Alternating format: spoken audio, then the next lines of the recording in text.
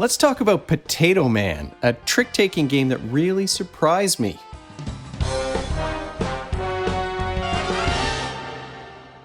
Welcome to Brains on Games.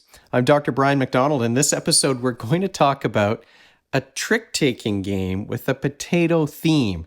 Now, this was a really surprising game for me, honestly, because when I saw the artwork and the theme, I thought, oh, that's funny, it's going to be cute for the kids, but there was a surprising amount of strategy in this game, and if you've watched very many episodes of this show, you know I like trick-taking card games. I think they're great fillers, or they're great games that you can just play over and over again with friends that are strategic enough to get you thinking, but not to get you bogged down with complicated rules, usually.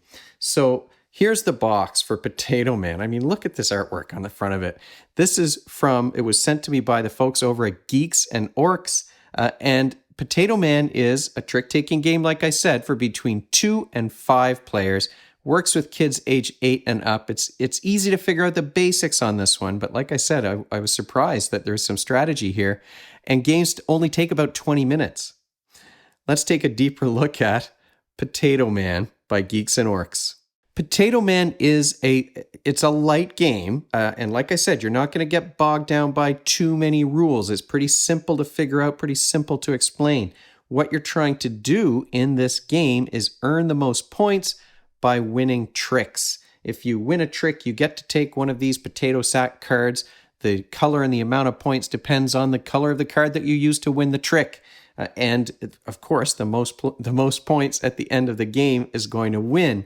You play a number of rounds equal to the number of players. Potato Man is a must-not-follow trick-taking game. Now, most of the trick-taking games, I think all the trick-taking games I've ever played were must-follow. Someone leads a card, you have to play a card of the same suit if you can. Someone plays a diamond, you have to play a diamond. Potato Man is different. It's must-not-follow. If someone has played a card of a particular suit, and there's 4, there's red, yellow, green, and blue. If somebody's already played a card in that suit, you cannot play a card of that color. You must not follow. So everyone is just going to, like trick-taking games, you play a card face up in front of you. Everyone else plays their card. You're not allowed to play a card that's the same suit as any of the other ones that have been played. And then the highest card is going to win. Now, one of the things that I think is interesting and makes things a little bit more strategic about this game is that each suit will have different numbered cards.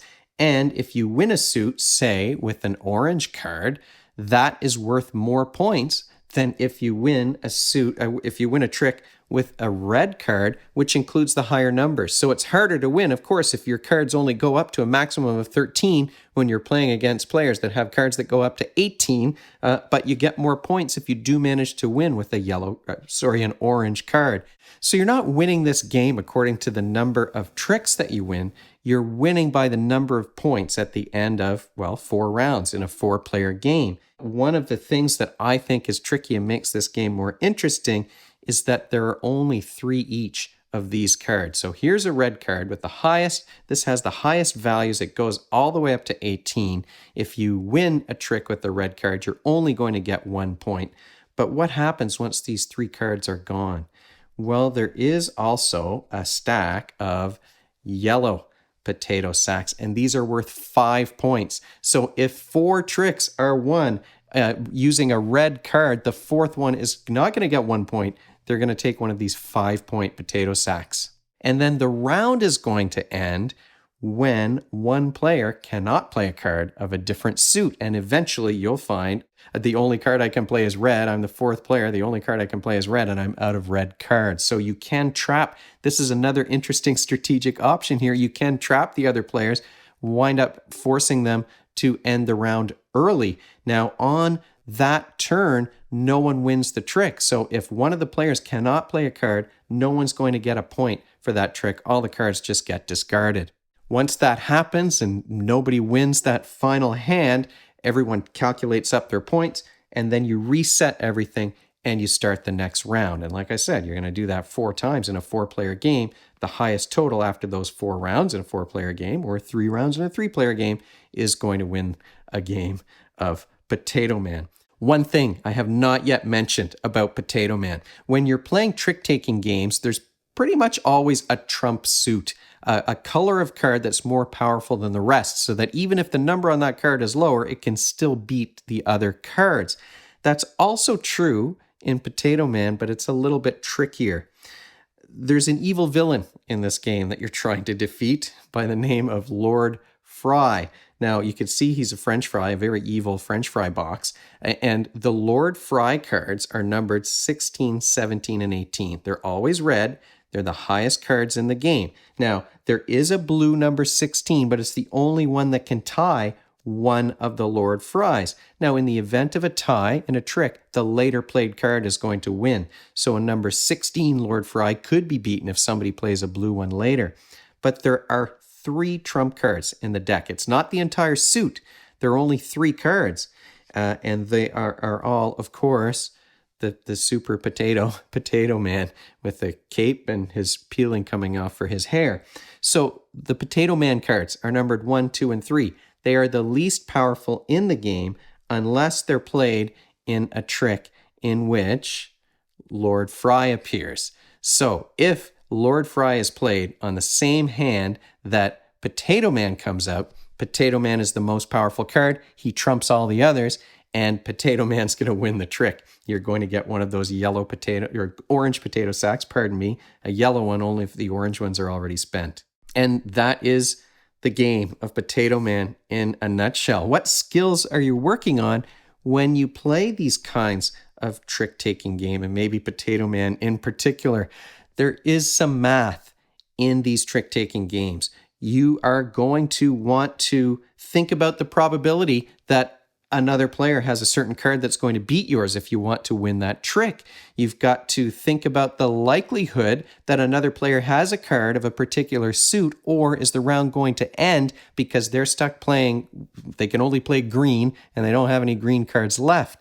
So there is some thought about probability, and boy, is it ever helpful in these trick-taking games if you can sort of count cards and remember which cards have already been played, which cards are no longer going to be in anyone's hand. There is a huge, if you want to be good at a game like this, there's a huge visual memory component, because you want to look at those cards that have been played and you need to keep those in your mind. Are there any Potato Man cards left in anyone's hand? Is it possible that they've already been played, so now I can play my Lord Fry freely and nobody's going to be able to beat him? So visual memory is very important, I think, in this game as well. So you're doing some probability, you're doing some card counting probably, and you're trying to remember. And this is not easy to do, but you're trying to remember what cards have already been played so that you can make the best judgment about which card you should put down on the table. Final thoughts about Potato Man. Well, first of all, I love the artwork in this game. I think that fry box and the super potato are both very silly and fun and funny.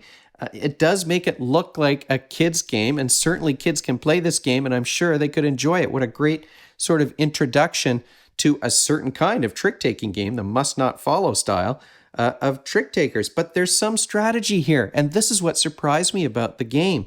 The fact that once you run out of the potato sack cards of a particular color, now all of a sudden cards in that color are worth more. If you win the trick, they're going to be worth 5 points instead of 1 or 2 or 3 or 4, which strategically, I think that's great. And then there's the strategy of, do you dump cards in a particular suit so that you'll be forcing the other players to end the round earlier? I think that the timing of your card plays are so interesting in this game. And also, you've got this idea of, do I hang on to these high number 18 cards until all of those red potato sacks are gone, but then I'm risking at the same time that the round is going to end before I get to play my card. And that did happen sometimes for some of the players in our game, there's enough strategy here, I think, to keep the adults interested, and the artwork is fun. But with that fun artwork and the silly potato theme, it's also one that I think can appeal to the kids. So a great game, in my opinion, if you like trick-taking games for families to play. Are there downsides to Potato Man? Well, really, The only thing I can think of is that this is a game that I think it's 2 to 5 players, but I think it's best at 4. Maybe 3 as well. If you play with 3 players, you get rid of one of the suits. So there's only going to be 3 suits, and then you can still trap the other player in that way, force them to play a card of a particular suit. But I think 4 players is really the ideal number for this game. But I mean, you want to play 4-player trick-taking games anyway, I think. So it's not really a knock on the game. The other downside, maybe, again, it's not a knock on the game, but this is my very first must not follow trick-taking game. And I found, I had to kind of unlearn what I had learned previously. The normal strategies that I would use don't work in this game. If I'm playing hearts, I'm going to want to dump a particular suit so I get rid of it, and then I can start playing trump cards if I want to. And that's true of a lot of those kinds of must-follow games. You might want to get rid of a suit so that you've got more options when that suit is led. But in this game, it's not like that at all, because it's must not follow, and you kind of, at the beginning at least, you want to have a variety of cards in your hand so that you can be flexible. And that just made it so interesting. So here is a game in a very small box that is fun for kids, I think, but strategic enough for the grown-ups to get a kick out of. And that is a winner for us. Surprising depth in here, and it's a trick-taking game, which is a genre of game that I like. But if you have any questions or comments about Brains on Games or about Potato Man or anything else that we talk about here on the show, you can leave them in the comment section below the video, or you can email me at brian@brainsongames.ca. Brainsongames.ca is the website. That's where future episodes will go. The previous ones are already up there. Brains on Games is the Twitter handle and the Facebook page and the Instagram feed, so we're all over the place. And if you enjoyed this video and you want to be notified of future ones, you can head on over to YouTube and click that subscribe button. Thanks for joining me, and hopefully I'll see you next time.